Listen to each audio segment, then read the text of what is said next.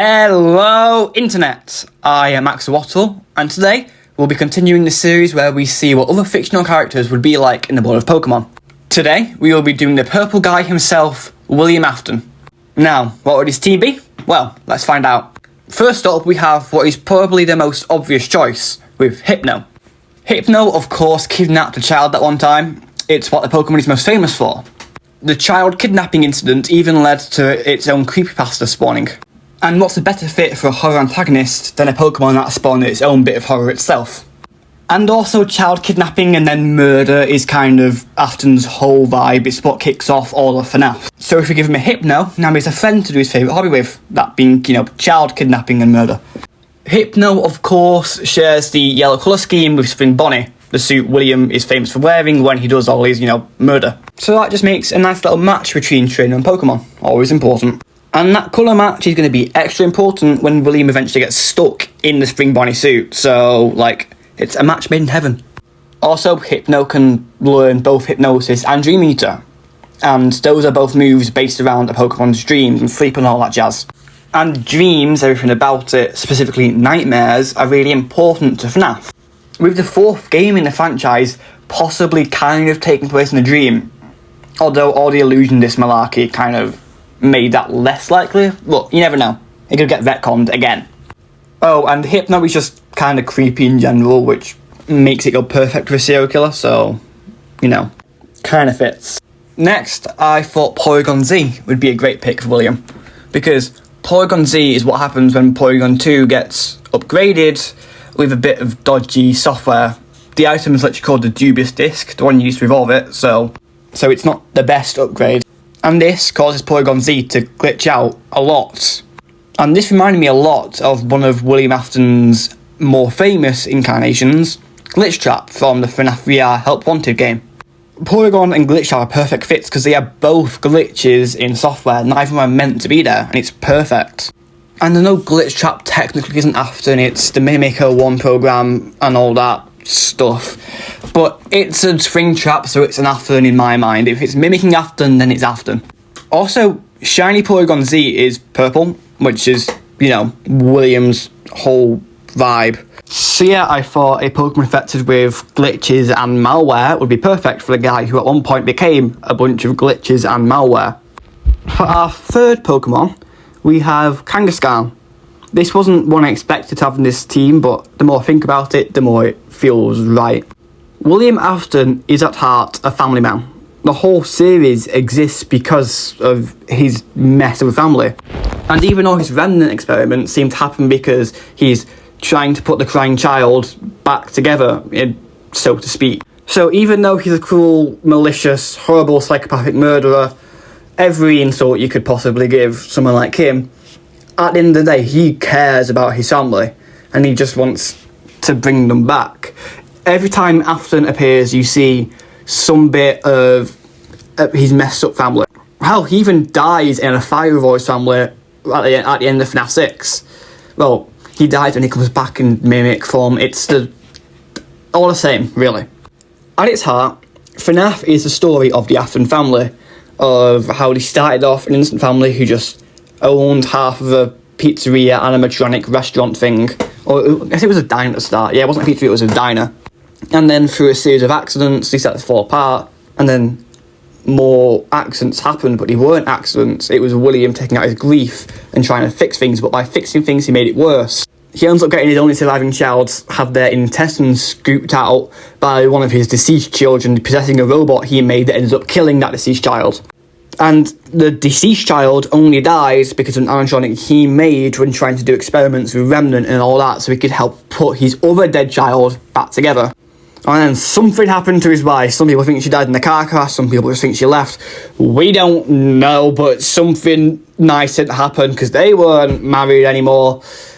Or if they were, it was a very bad one because he was, murdering children, and that's not a very stable relationship. When it comes down to it, though, Afton would and did die for his family. He did so multiple times, and, he didn't look the best after all of it because it was a rotting corpse inside an old broken down machine. And that's why I think Kangaskhan's the perfect Pokemon for him, because Kangaskhan is not one but two Pokemon, the mum and baby. and they fight together that mum would do anything to protect the child. Kangaskhan is the Pokemon that best represents family, and family, at least at one point, was what was most important to Afton. No matter how little he even saw his own brain, no matter how crazy he got, he still cared about his family. Of course, that eventually faded when he tried to kill his son multiple times, and his son also set him on fire multiple times, but regardless, Afton's a family man, so there's no better Pokemon for him than Kangaskhan. For our fourth Pokemon, we have Malamar. Why Malamar, you may ask? Well, for one, Malamar's kind of a jerk, and child murder is considered somewhat of a jerk move, so these two are match made in heaven. They deserve each other's vileness. Also, Malamar has the powers of hypnotism, which we see Glitchtrap use at one point on poor Vanessa when he was turning her into Vanny, the second Afton, before the Mimic came along and became the actual second Afton, but that's again, irrelevant. Since they have a similar power set when you take some of Afton's weird incarnations like Glitchtrap, it just seems like a fit. They seem to be so similar, why wouldn't they end up working together, even if it is a master and Pokemon relationship? And yes, I said master and Pokemon, not trainer and Pokemon, because I feel that Afton's relationship to his Pokemon would be similar to Cyrus's or Silver's relationship to Pokemon, how they see them as tools to be used, not as actual equals. And for our fifth Pokemon, we have Mimikyu. So, first and foremost, Mimikyu is a ghost type. And Afton is so linked to death. He's caused much of it, he's unable to embrace it because he's being kept alive, and then he gets tortured forever.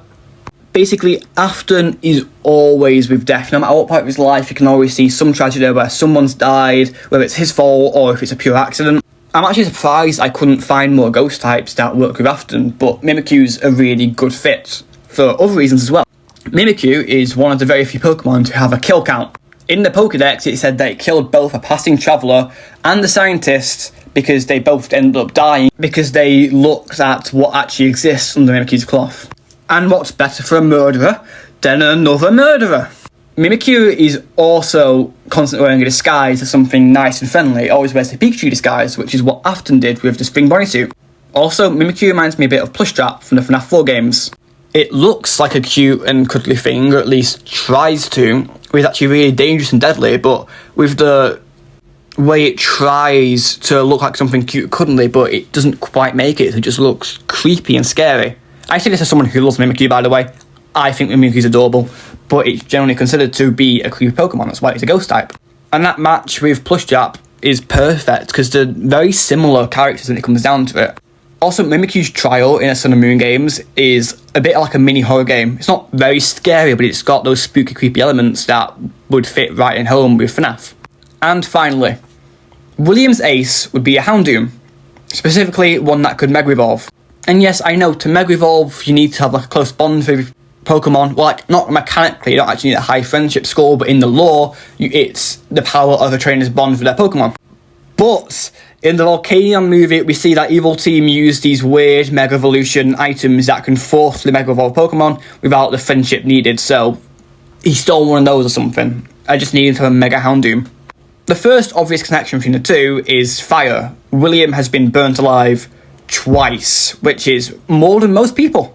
He's got such a strong relationship with fire that one of the Springtrap variants is often named Burntrap by the fans. But for that, I could pick any fire type. Why Houndoom specifically? Well, when Houndoom Mega Evolves, it is stated in Pokédex that its claws and tail get so hot, it actually hurts the Houndoom, causing it great pain. Both Houndoom and William are tortured, they're hurt by fire their whole lives, but it doesn't ever kill them. Also, Houndoom's a dark type, or the evil type if you translate it from the actual Japanese, which is, again, perfect for a serial killer, kidnapper. He's probably some stuff as well. Oh, he committed fraud a few times and ran a really shady business. Dark type is perfect for him. Also, if you're to get burnt by a Houndoom's fire, it is said in the Pokédex to hurt forever, which is similar to how anyone who ever gets entangled in Afton's web of torture often never actually gets out. They typically remain in the Fnaf series, being inflicted by pain, being hunted down, or just being traumatised at least until they can't sleep at night, until they eventually die. Houndoom's flames burn for life, and Springtrap's sins burn others for life as well. So that is why I think Houndoom, specifically Mega Houndoom, would be William Afton's ace. Now, to recap, William Afton's team would be a Hypno, Porygon Z, a Kangaskhan, a Malamar, a Mimikyu, and a Mega Houndoom. Anyway, I have been Axolotl. Thank you so much for watching. Please subscribe because it would mean the world to me. If you have any other ideas for this series, please put them in the comments below. See you next time.